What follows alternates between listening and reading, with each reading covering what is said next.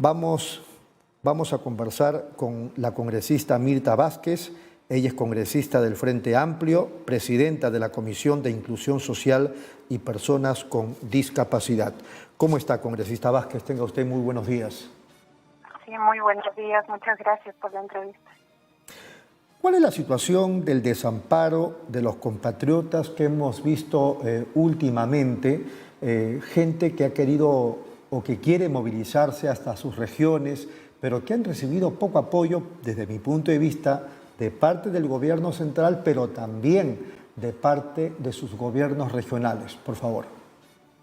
Sí, efectivamente este es un tema que nosotros lo hemos planteado muy fuerte desde la Comisión de Inclusión Social. Habida cuenta de que estos grupos de personas son los nuevos vulnerables de este país, ¿no? Las personas que estamos viendo que inician marchas a pie hasta sus lugares de origen son desplazados internos y frente a ellos debía haber una política explícita del Estado para poder atender esta situación. Ahora, nosotros, ¿qué vemos en este escenario? ¿Cuáles son los problemas que detectamos para la atención de estos conciudadanos?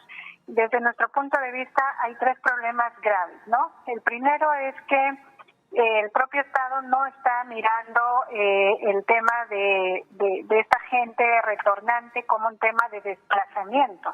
Eso lo hemos visto porque en la Comisión de Inclusión Social invitamos incluso a la ministra de Poblaciones Vulnerables, que consideraba que no son desplazados porque para ella desplazados son solamente los que salen huyendo de la violencia política. Y no, bueno, esos también son desplazados y seguro hemos tenido en nuestro país por mucho tiempo desplazados de esa naturaleza, pero los desplazados actuales son gente que está huyendo de las ciudades porque no tiene condiciones mínimas de vida, porque se le están violando problemas fundamentales. Entonces, hay un problema grave de que si no reconoces cuál es la problemática, cuál es el asunto de fondo, no vas a poder atenderlo. Lo segundo grave que nos parece es que para atender a estos compatriotas que se están desplazando a diversos puntos del país, creemos, y lo hemos verificado como Comisión de Inclusión Social, hemos verificado que no hay un liderazgo de parte de alguna entidad del Ejecutivo que pueda organizar las diferentes acciones, ¿no? Me refiero a lo siguiente. Nosotros hemos citado a la ministra de Poblaciones Vulnerables, a la ministra de Inclusión Social, al viceministro de Gobernanza, a todos los sectores que tienen, que en este momento están tratando de atender a esa población. Y lo que vemos es que de cada uno hay una visión sumamente sectorializada, asumen ciertas responsabilidades que en algunos casos no son coordinadas con otros sectores y entonces así la cosa no se puede atender de manera eficiente, ¿no? Entonces, por ejemplo, uno les pregunta quién es el encargado de ver, por ejemplo, los protocolos de atención a la gente que está cumpliendo cuarentena. Y entonces dicen, bueno, es que la que está encargada de albergues es la ministra de Medio Ambiente. Y luego la ministra de Medio Ambiente dice, no, pero de eso se tiene que encargar la ministra de la Mujer, sí. Entonces, claro, y al final dicen, no, pero el ente rector es el viceministro de Gobernanza. Gobernanza nos dice, no, pero se ha creado una dirección, la dirección de descentralización es la que debe de mirar con los gobiernos regionales. Eso es grave, digamos, ¿no? Porque si no tienes... Estoy totalmente de acuerdo con usted, pero quería preguntarle a propósito de esto que usted nos está diciendo, ¿a cuántos gobernadores regionales ha citado el Congreso justamente por estos temas de inmigración? Sí, justamente ese es el tercer problema, ¿no? Que el tercer problema está relacionado con la coordinación con los niveles de gobierno subnacionales que la tiene que tener el Ejecutivo. Nosotros, el Congreso no podríamos citar a un ministro, podríamos citar a un alto funcionario del Estado, del Ejecutivo, para que pueda responder sobre determinadas circunstancias. Pero dentro de nuestras atribuciones no está citar a los gobernadores y que respondan los gobernadores. Eso lo tiene que hacer el Ejecutivo.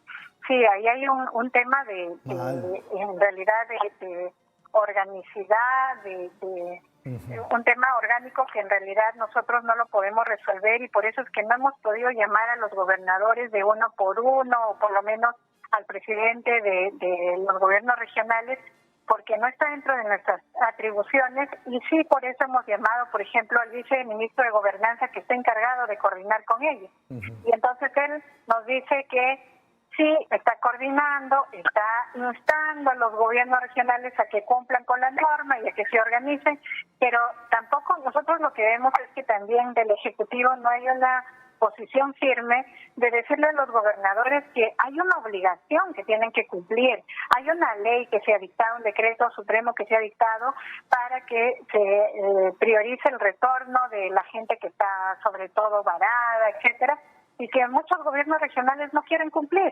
Entonces, eso de vamos a instarlos a que cumplan, vamos a coordinar a ver si quieren cumplir o no, nos parece realmente un gran problema, ¿no?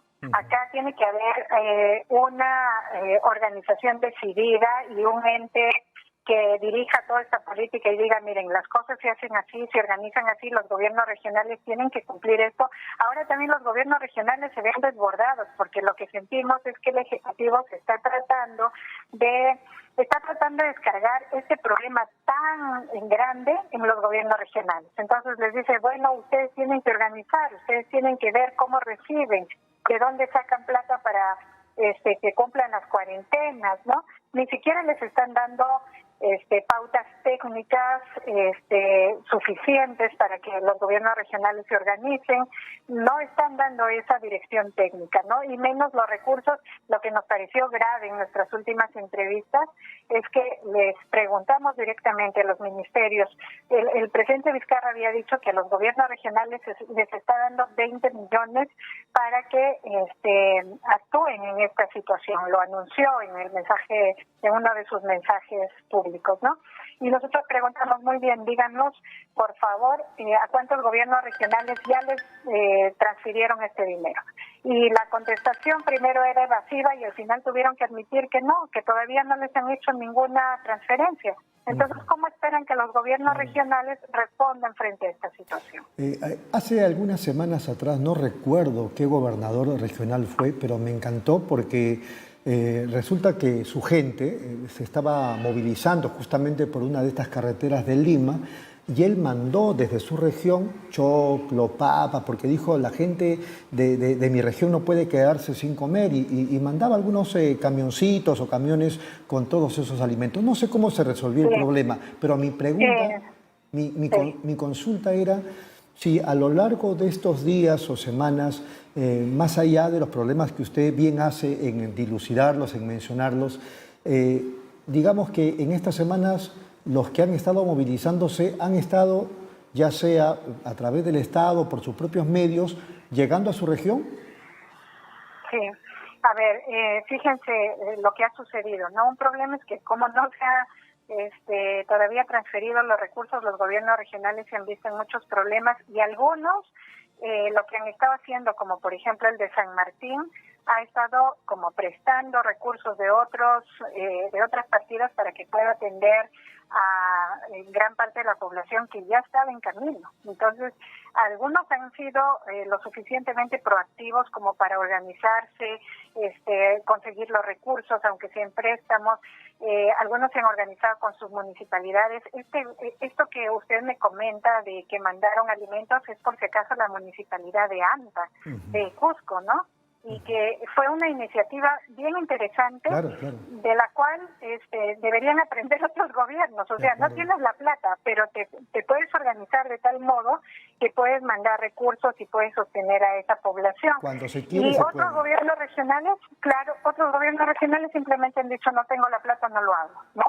Entonces, lo que ha pasado es que en este momento lo que se debe hacer es tratar de dar una dirección técnica primero, distribuir los recursos y evitar que suceda lo que está pasando. Hay mucha gente que está retornando por sus propios medios, y ese es otro tema que tampoco saben cómo resolverlo, porque están en este momento, por ejemplo, el Ministerio de Gobernanza decía, ya estamos viendo qué vehículos se van a ir, si se habilitan vuelos o no, y uno les decía, pero señor, ya ese es un tema. pero ¿sabe usted que ya hay gente llegando a sus regiones, que están en la puerta de las regiones, digamos, en el límite, esperando que los dejen entrar? Entonces se han movilizado por sus propios medios, han sobrevivido a una caminata que realmente han habido muertos, ¿eh? Que eso es una cosa que no se visibiliza.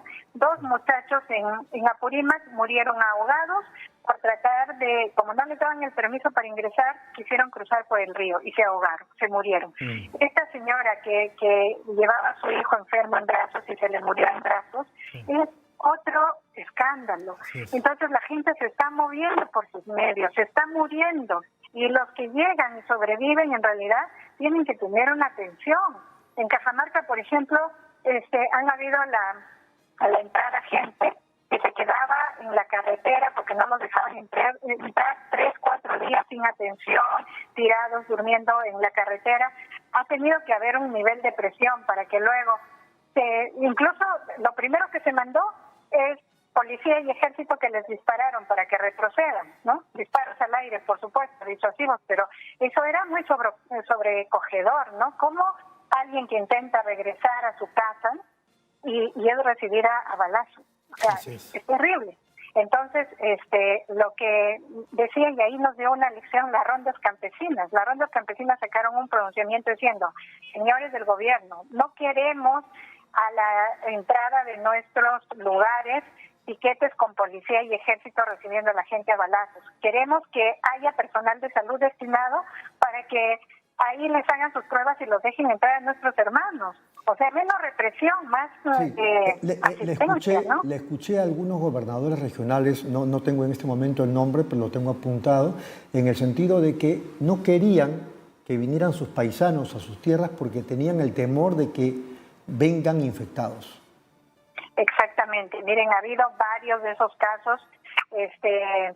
Yo realmente he tenido confrontaciones muy fuertes con algunos gobernadores porque creo que en este momento lo que menos hay que azuzar es al conflicto, ¿no? Muchos respondieron diciendo: miren, no, acá cerramos fronteras y nadie entra. Doctora, nadie entra ni nadie sale, ¿no? Congresista, a propósito de conflictos, como ya estamos por terminar la entrevista, ya me están haciendo señas, quería aprovechar para hacer la siguiente pregunta. ¿Qué ha pasado en el Congreso con el tema del impuesto a la fortuna, el impuesto a los ricos? Se lo pregunto porque esto lo promovió el Frente Amplio y hace días nada más la primera ministra de Alemania, Angela Merkel, que no es precisamente izquierdista como usted, sostenía que el gran problema de Latinoamérica es que los ricos no quieren soltar un poco de su dinero. Exactamente. Miren, nosotros como Frente Amplio, justamente mi persona con la congresista Rocío Silva Santisteban tenemos ya un proyecto de ley para hacer que se genere un impuesto a las propiedades y a los ingresos de los grandes millonarios de nuestro país, que hay muchos, ¿no?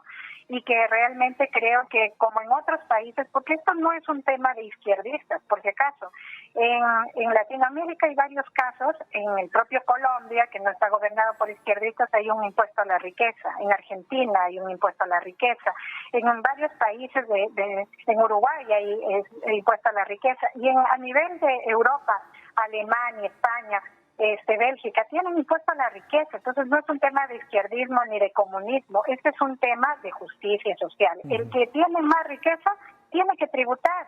Lo que pasa es que por años en nuestro país lo que ha sucedido es que los ricos han generado mecanismos de elusión tributaria y con eso, claro, pagan sus impuestos y dicen: ya yo estoy contribuyendo, cuando lo que están haciendo es eludiendo. Por ejemplo, el llevar su dinero a cuentas offshore fuera del país es un mecanismo de no pagar el impuesto. Entonces, si no pagan el impuesto, se les tiene que imponer un impuesto especial sobre todo lo que ellos ostentan como riqueza y tienen que empezar a pagarlo dentro de nuestro país, sobre todo en este momento de cara a la situación que tenemos ahora de mucha necesidad, ¿no? Totalmente de acuerdo. Congresista, ha sido muy amable. Muchas gracias.